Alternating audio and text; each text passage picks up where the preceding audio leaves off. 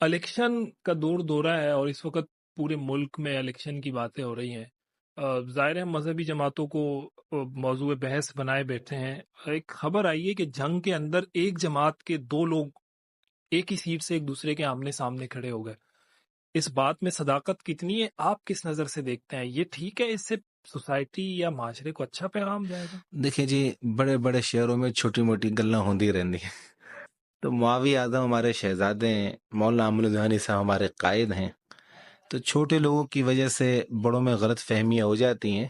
اللہ کا شکر کمیٹیاں بن چکی ہیں اور آپ بہت جلد انشاءاللہ اس معاملے میں خوشخبری سنیں گے انشاءاللہ. وہ کیا ہوگی؟ کوئی ہینڈ دیتے ہوئے چلے جائیں تو یہ ہے کہ چلے نہیں، گزارا ہو جائے گا انشاءاللہ جلدی. خوشخبری یہ ہوگی کہ جو آپ کے دل کا سکون بنے گی انشاءاللہ تعالی. اچھا، سیٹ ایڈجسٹمنٹ ہو جائے انشاءاللہ ہو گی؟ جائے. مطلب اب ایک جماعت کے دو لوگوں میں سیٹ ایڈجسٹمنٹ کرنی آپس پڑے کی گی؟ بات ہے انشاءاللہ بند کمرے میں طے کر کے آپ کو خوشخبری سنائیں گے.